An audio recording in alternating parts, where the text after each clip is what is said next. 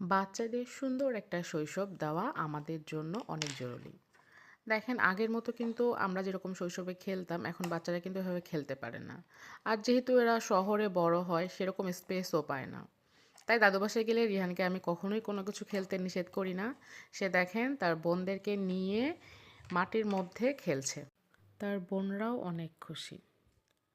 আমার জানা মতে বাচ্চাদের শৈশব যদি অনেক বেশি মজার হয়, সেই বাচ্চার অ্যাক্টিভিটি কিন্তু অনেক ভালো হয়।